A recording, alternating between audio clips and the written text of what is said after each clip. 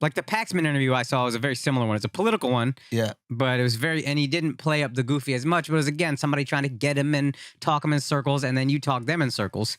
Do you lean into kind of being aloof because you know I can win that way, and the win is that much more satisfying? Actually, I wish I could say that because that sounds really cool. But like, it's much more this. I'm involved in a negotiation with fear quite a lot of the time. Like, so I'm not like, I don't walk into environments and think, yeah, fuck all you.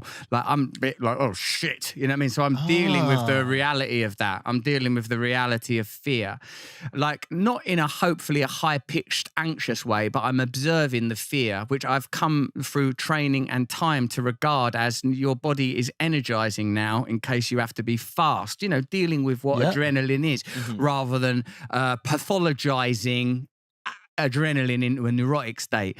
But I don't feel like I'm going to go in there and I'm going to fuck him up. Although in my mind, I do think when I'm dealing with someone like Jeremy Paxman, who's like, I don't know, he's like, maybe he's like Anderson Cooper or something like that. Yeah. He's like a political commentator, and he again was like trying to get you. Trying to get me. Yeah. Right. And also that stuff, the other thing is, which I believe in that stuff. I believe that like that primarily political discourse is carried out in a way to exclude ordinary people, and even the distractional tactics of turning people against one another on the basis of race or gender ignores the crucial arguments around class, that most ordinary people have more in common with one another than they have in common with the elites that govern them. And that's always kept off the table while they exacerbate our differences to turn us against one another. So when I'm like actually confronting one of those people, I think, fucking no, I'm talking to them right now. And like, so when I'm like, I try to stay very, very calm. And then if they personally fucking do me, it's on. Like, yeah, that's it now. I'm ready. Let's go. Yeah, because that's rude. Like, I'm an Englishman. That's a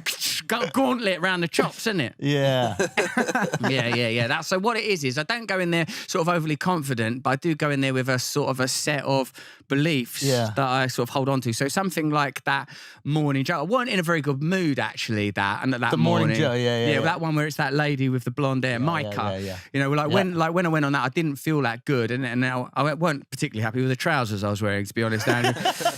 And like, so like when on top of that they started mugging me off, I thought, oh no. Yeah, they thought that they were trying to have like, I think they thought they were going to have fun with you. Like they thought that you were going to come in, they were going to tease you. Yeah, you were going to be the clown, and they were just going to kind of laugh at you. And you didn't look that happy going into it, which is always funny when you're trying to convince people to come to your happy show. You know? Yeah, I'm terrible at that. And buddy, there was a moment where you just decided, you're like, okay, well, this interview is about to get taken over right now, and I'm going to tell these people who I am, and it's going to be really interesting.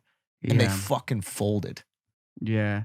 They got nothing in the locker, them people. No disrespect to them. They're probably all like beautiful human beings, actually. No, didn't he kill his secretary or something like that? Well, that doesn't seem right. Was the secretary particularly inefficient? Was there a tribunal process? Was there an opportunity to discuss KPIs? You're not delivering in these... Oh, no, straight to execution. Yeah, no. Mock justice on an individual level.